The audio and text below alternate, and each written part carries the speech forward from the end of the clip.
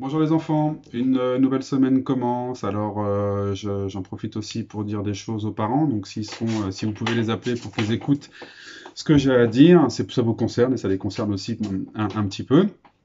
Voilà, alors la première chose, c'est que voilà, l'école reprend pour certains d'entre vous, mais pas pour la majorité. La majorité d'entre vous reste à la maison.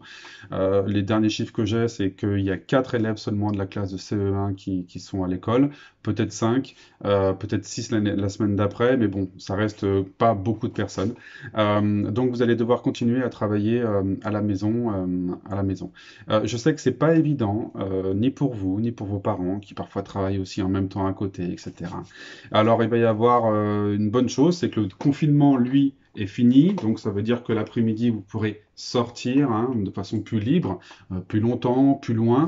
C'est une bonne chose, ça va vous faire du bien, même à nous, même à vous les parents, de pouvoir un petit peu sortir, s'aérer, faire des activités, voilà.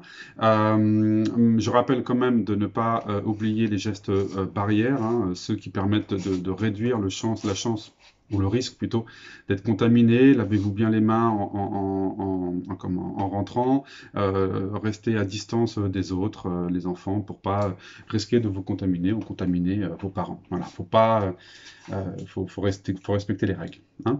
Voilà. Autre chose, au niveau donc du travail, si on continue comme ça jusqu'aux vacances, il peut avoir comment dire, un sentiment de fatigue, de découragement, de lassitude à travailler à la maison. Alors, ce que je vous propose, si jamais vous vous sentez comme ça, c'est de répartir le travail. Moi, je les poste le lundi et le mardi, mais rien ne vous empêche de faire seulement la moitié le lundi, l'autre moitié le mardi, et puis le mardi, vous le faites le jeudi, la moitié le jeudi matin, et l'autre moitié du mardi, vous le faites le vendredi matin.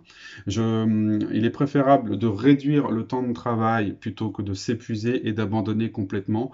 Je fais en sorte que vous continuiez à écrire les enfants, puisque c'est important de conserver ce geste graphique hein, que vous avez mis beaucoup de temps à acquérir pour certains d'entre vous. Donc c'est pour ça que je fais beaucoup de choses à l'écrit. Il est important de vous continuer à lire aussi. Voilà, donc c'est pour ça que je fais toutes ces petites vidéos.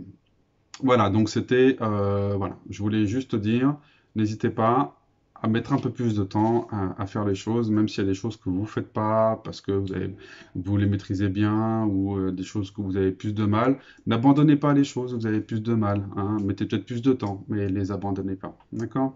Allez, bon, sur ce, eh ben, c'est parti pour la dictée du jour. Donc d'abord, je vous la lis et puis ensuite, je vous la dicte. Le cochon sent le foin de loin avec son groin.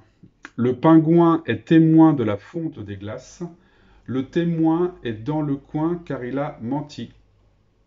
Ah non, non, je me suis trompé. La dernière phrase, c'est pas ça. C'est je suis dans le coin, tu es dans le coin car tu as menti. Bon, je vous dirai, j'ai changé la phrase. Pardon. Allez, maintenant je vous la dicte.